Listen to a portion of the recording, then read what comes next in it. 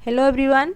तो आज आम कौ कवि बा कौ लेखक को कौ उपाधि मिली से विषय डिस्कसन करवा। तो इम्पोर्टाट टॉपिक गोटे यहाँ प्रत्येक कॉम्पिटिटिव एग्जाम रे एथिरु क्वेश्चन निहाती भाव में गोटे दुटा आसे। तो भल भाव को देखिबो ता सहित बारंबार प्रैक्टिस करिवो। तो देखिबा प्रथम क्वेश्चन तुम कौन रही ना कवि सम्राट उपाधि क्या मिली। तो कवि सम्राट उपाधि मिली उपेन्द्र भंज को। कवि सम्राट उपेन्द्र भंज। कवि सूर्य उपाधि मिली बलदेव रथ को। कवि सूर्य बलदेव रथ। कवि चंद्र उपाधि मिली कालीचरण पट्टनायक को। कवि बर उपाधि मिली राधानाथ राय को। कवि मंजुल। कवि मंजुल आम क्या कही था कवि मंजुल उपाधि क्या मिली ना कृष्ण प्रसाद बासु। मन रखियो यहाँ कृष्ण प्रसाद बासु को मिली कवि मंजुल उपाधि। तो उत्कलमणि गोपबंधु दास। उत्कल गौरव मधुसूदन दास। तो गोपबंधु दास को मिली उत्कलमणि यहाँ तो तुम जानी। मधुसूदन दास को मिली उत्कल गौरव उपाधि। आदि कवि उपाधि मिली सारला दास को। शूद्रमुनि सारला दास आम कही था। तो सारला दास को दुईटा उपाधि मिली आदि कवि सारला दास शूद्रमुनि सारला दास। बुझेगा।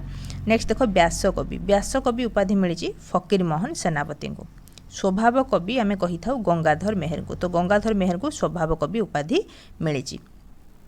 कर्मवीर आम कही था गौरीशंकर रॉय को। गौरीशंकर रॉय को मिली कर्मवीर उपाधि। किशोर कवि आम क्या कही था श्याम सुंदर दास।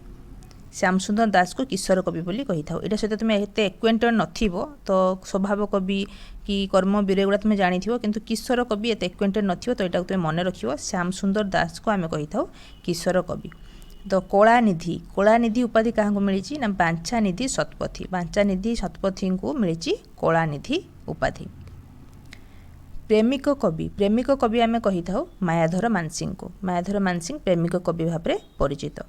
तो विदग्ध कवि क्या कह जाए विदग्ध कवि उपाधि किए पाई ना अभिमन्यु सामंत सिंहार। अभिमन्यु सामंत सिंहार पाई विदग्ध कवि उपाधि। तो भीम भोई सन्थ कवि उपाधि पाई। तो सन्थ कवि भीम भोई। बाणी कवि आम क्या कही था ना निमाई चरण हरिचंदन। निमाई चरण हरिचंदन को आम बाणी कवि बोली कही था।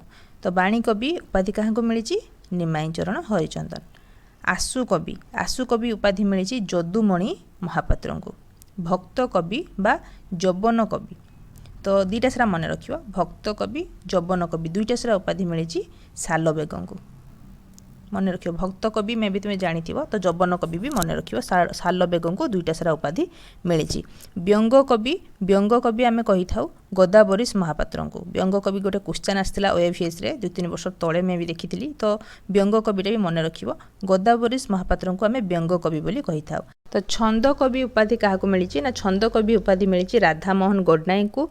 गीति कवि उपाधि क्या मिली ना गीति कवि उपाधि तुम मिली गोपाल कृष्ण पट्टनायक को।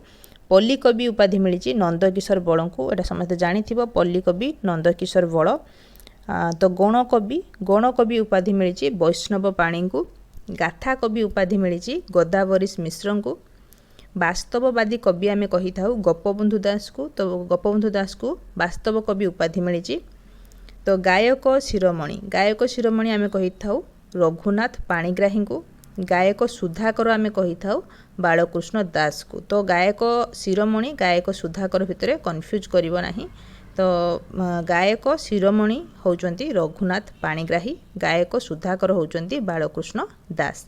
तो कांत कवि आम क्या कही था सी समस्त पाखे परिचित। तो कांत कवि लक्ष्मीकांत महापात्र। तो 30टा मोस्ट इम्पोर्टाट उपाधि रही कौ कवि को कौ उपाधि रही। तो इम्पोर्टाट जिनस यहाँ भल भाव में मन रखियो बारंबार प्रैक्टिस करिवो। एथुरु अधे जिनस तुम जानी आउ जोगुड़ा जानी ना सेगुड़ा प्रैक्टिस करनब। तो मन रखियो कांत कवि लक्ष्मीकांत महापात्र। गायक शिरोमणि रघुनाथ पाणिग्राही। गायक सुधाकर बालकृष्ण दास। तो जोगुड़ा भी मुझे कलेक्ट करके आनी सेगुड़ा आगु एग्जाम रे निहाती भाव में पड़ी। तो एतकी तुम्हें जदि प्रैक्टिस कर दौच तेज आठू बाहर आउ क्वेश्चन आसब ना कवि लेखकों उपर। तो जदि वीडियो भल लगी था तेज लाइक कमेंट शेयर निहाती भाव में कर चैनल को सब्सक्राइब कर। Thank you.